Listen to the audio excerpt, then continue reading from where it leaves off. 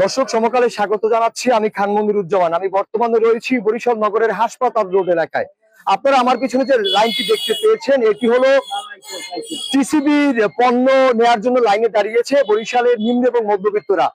এখন যে সময়টা চলছে মাগরিবের পূর্বক্ষণ, বরিশালের নিম্ন এবং মধ্যবিত্তরা সুলভ মূল্যে সরকারের কাছ থেকে পণ্য কেনার জন্য এখানে দাঁড়িয়েছে।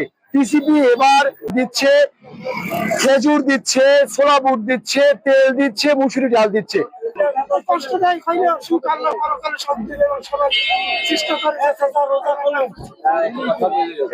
নয়টায় মাল দেওয়ার কথা, এই এবার মোবাইল দিলে কয় যে মাল দিব নতুন বাজার, কয় একখানে মাল দেয় আরেকখানে। এই তোমায় দাঁড়াই রয়েছি ভোর 9টায়, এই তোমায় দাঁড়িয়েছে 4টার পরে। হেডা কর্তৃপক্ষ জানে, রামটা গেলে কৈফত দেবে। দর্শক, আমরা বর্তমানে রয়েছি বরিশাল নগরের হাসপাতাল রোড এলাকায়। আপনারা দেখতে পাচ্ছেন এখানে টিসিবির পণ্য নেওয়ার জন্য অনেক মানুষ দাঁড়িয়েছে। একটু কম দরে টিসিবির পণ্য নেওয়ার জন্য তারা কিন্তু আজকে এখানে দীর্ঘ লাইনে দাঁড়িয়েছে। যদি একটু সময় একটু আগে যদি এখানে টিসিবির পণ্য দেওয়া হতো, তাহলে ইফতার পূর্ব মুহূর্তে এরকম দুর্ভোগের শিকার হতো না বলে জানিয়েছে এখানকার টিসিবির পণ্য নিতে আসা লোকজন। সময় সাপেক্ষে জ্ঞানটা আছে কিনা আদৌ তো আমার জানা নেই। তো তারা যে সময় আসবার কথা সেই সময় তারা আসেনি।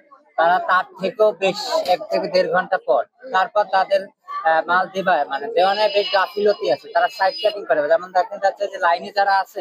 শাইনি চুলে এখন হবে সব হেয়ার স্টাইল। সিল্কোর দ্বিগুণ শাইনি চুল প্রতিদিন। তো আমরা চাচ্ছি যে টিসিবি আর সরকার যেন এটা খেয়াল করে, যেন আসরের আগে আমাদের যে নিম্নবিত্ত যত মানুষজন আছে যারা রমজান মাসে সুবিধাটা ভোগ করে, তাদেরকে আসরের আগে যেন মালগুলো দিয়ে যেন একটু তাড়াতাড়ি যাওয়া যায়। কারণ তাতে ইফতারের সময়টা ঠিক হাতে পাওয়া যায়। অনেকে আছে এই ইফতার করা পর্যন্ত তারা এরকম করার কাজ করছে। সরকারের দৃষ্টি আকর্ষণ করে বলছি, তারা যেন এই জিনিসটার উপর একটু খেয়াল দেয়, অন্তত রমজান মাসে।